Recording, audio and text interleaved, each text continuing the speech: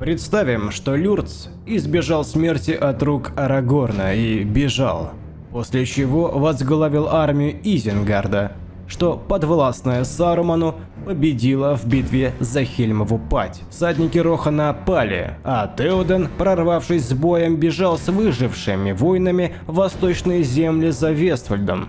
Куда теперь ляжет путь Орды Сарумана? Марш Изенгардской армии лежал через горы. Саруман, решивший обрушиться на Гондор, направил воинство Урукхаев в тыл самого могущественного государства Средиземья. После серии сокрушительных побед армия Сарумана лишилась большей части своей армии.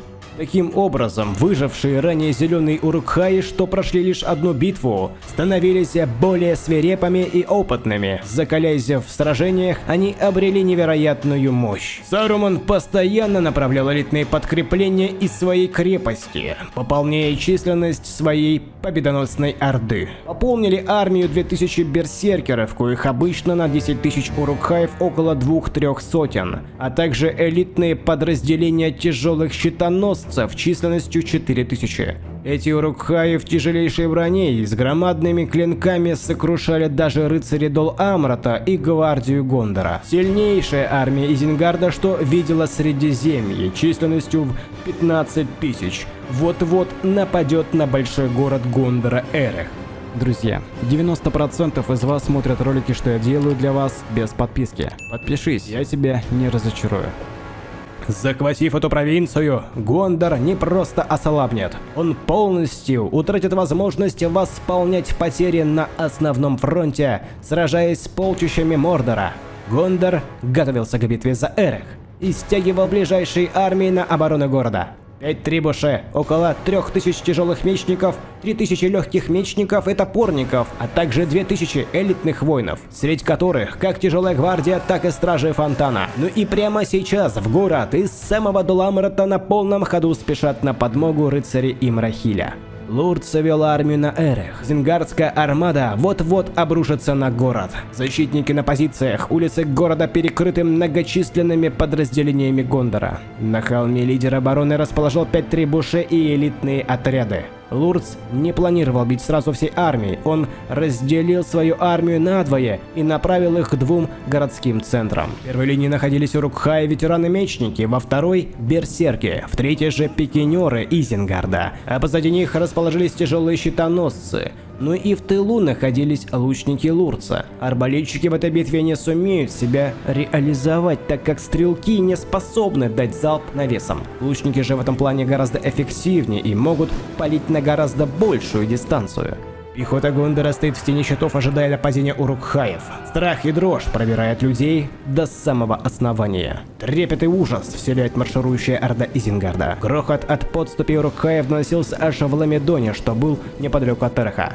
Урукхаи выстроились перед оборонительными позициями пехоты Гондора и давай во все горло рычать и стучать клинками по своим щитам. Боевой клич всей армии Изенгарда даже заставил понервничать самых стойких из воинов людей, что окружали командующего обороны. Однако сам лидер людской армии нисколько не усомнился в своей победе над Изенгардом. Он дал добро трибушетам, и снаряды обрушились на позиции Изенгардской армии. Лурц отдал приказ, и вся линия 2 армий направилась на передовые позиции воинов Гондора, что защищали подступы к городским центрам. Люди, занявшие узкие улицы города, выстояли перед натиском Урукхаев. Здания Гондора сковали маневры изенгардских воинов. Во второй площади, где находились тяжело экипированные мечники Гондора, Урукхаям при натиске не удается сломать построение людей. Тяжелые воины Гондора приостановили натиск свирепых Урукхаев плотным построением стены щитов. Однако воинам Изенгарда удается положить сотни при нападении. Но когда прыть Урукхаев спала в завязшейся битве, гондорские мечники под взрывы разрывающихся огненных снарядов трибуше стали отбрасывать неприятеля. Бой, не начавшийся абсолютно по всем улицам города, вскоре зальет кровью весь Эрех. Залп трибушетов сотрясал землю под ногами Изенгардской орды, нанося тяжелый урон в самое сердце подразделений урукхаев. Лучники Лурца и стрелки Гондора, что были на возвышенности, заливали градом стрел улицы города, где прямо сейчас люди и орки сражаются, не щадя себя. Урукхаи, прошедшие множество битв, утратили способность бегства и низкой морали. Свирепые войны Изенгарда вырезали людей под корень, несмотря на собственные большие потери. Абсолютно лишившись чутья, безумев, бросались урукхаи даже на самые укрепленные позиции воинов Гондора. За полчаса битвы людям удается с колоссальными потерями отбросить передовые позиции ветеранов Изенгарда. Но Лурц немедля вводит в бой берсеркеров, что своей кровожадностью превосходили ветеранов в десятикратном размере. Берсеркеры обрушились на формации Гондора, полностью их изничтожив и покарав. Люди неминуемо погибают, кому везет больше, бегут куда подальше. Массовое бегство настигает защитников в улицах города. Лишь некоторые продолжают вести свой бой, пока к ним в тыл не врываются берсерки, что ранее зачистили другие улицы Эриха. Орки ступают по трупам, на медленном марше колонны направляясь к холму Эриха, на котором расположились элитные подразделения города. Стражи, Фонтана и Гвардия уже давно рвутся в бой, однако лидер обороны не решался вводить их в бой ранее, так как знал, что элитные подразделения слишком малы, чтобы перекрыть все улицы города. Один прорыв ознаменовал бы полный крах всех формаций. Изенгарская армия выстраивается напротив фаланг страж Фонтана и Гвардии. Лучники Лурца занимают позиции, тяжелые щитоносцы уже готовы к битве. Берсеркеры занимают первую линию вместе с выжившими ветеранами Изенгарда. Лурц дает добро на залп лучников, и как только первая стрела поражает одного из людей, тут же вся первая линия из берсеркеров и ветеранов стремительно несется к позициям элиты Гондора.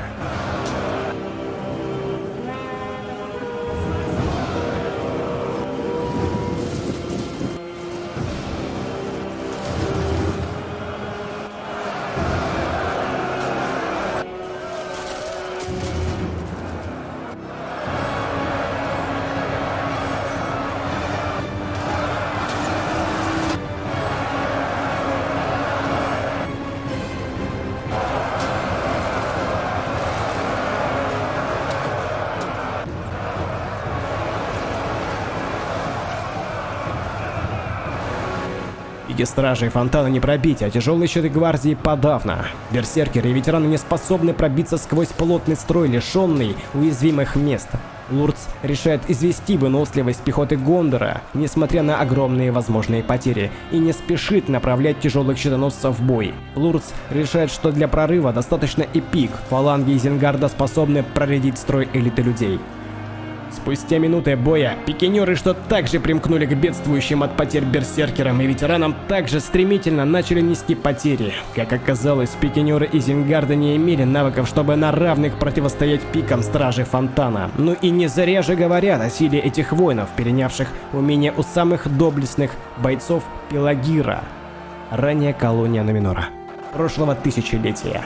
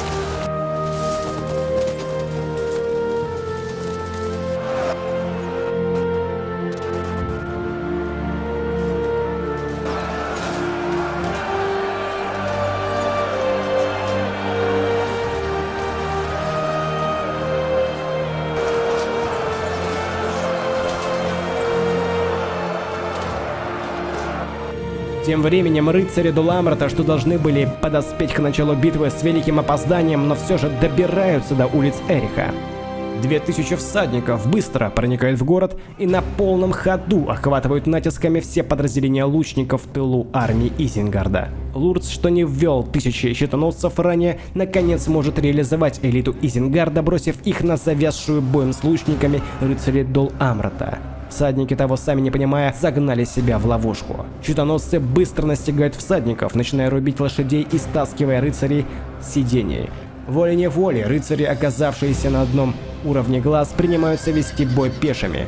Тем временем гвардия Фонтана с легкостью рубит берсеркеров, ветеранов и пикинеров Изенгарда, не оставляя им и шанса на прорыв фаланг Гондора. Спустя десятки минут рыцари Дуламрата, что вынуждены были сражаться пешими, утрачивают свою выносливость из-за крайне тяжелого латного обмундирования и не способны более вести длительный ближний бой, решают отступить, так как вести битву на равных с щитоносцами вне седел лошадей не является возможным. Латы слишком сковывают движение, и к тому же строй оказался полностью разрушен. Лурц приказывает щитоносцам прекратить погоню и немедленно начать бой с гвардией Фонтана. Однако перед этим решает воспользоваться козырем, без которого фалангу гвардии не пробить. Отряд инженеров, что был верен ему самим Саруманом, что обладали некого рода гранатами, эдакие нафты, сосуды со взрывоопасным веществом. Инженеры, оказавшись у непробиваемой фаланги стражей Фонтана, одним залпом этих гранат обрушивают на элиту Гондора такую мощь, что аж подразделение численностью 300 стражей Фонтанов разлетается в щепки. Строй.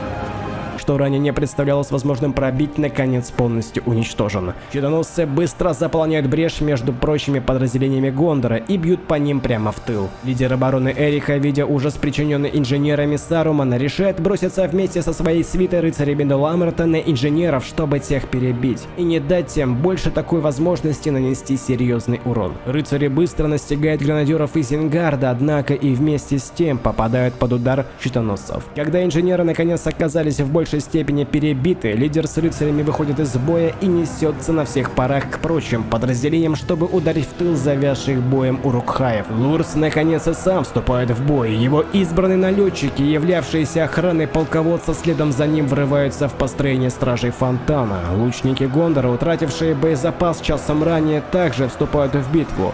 Абсолютно все, кто выжил прямо сейчас, ведут изнурительную схватку насмерть.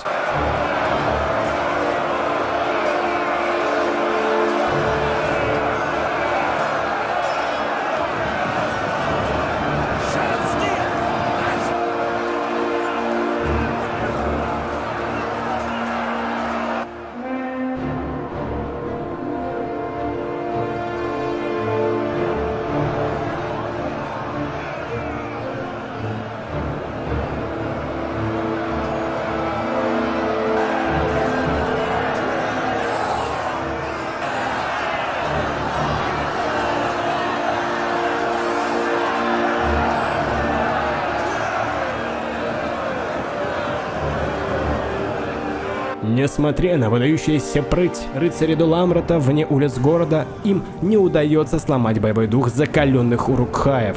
Лучники Гондора, окруженные урукхаями Лурца, быстро находят свою смерть. Стражи Фонтана, коих осталось не больше сотни, уже утратившие 100% своей выносливости, падают замертво от истощения. Щитоносцы Изенгарда, что большую часть этого сражения находились в резерве, положили конец этой битве. Хоть и среди них погибла большая часть, Лурцу удается захватить Эрех с огромными потерями. Из 15 тысяч урукхаев в живых остается всего лишь 1500. Однако эта победа Изенгарда сломала хребет в тылу Гондора, и люди не скоро восполнят эти потери, чтобы попытаться отбить Эрех из рук Сарумана.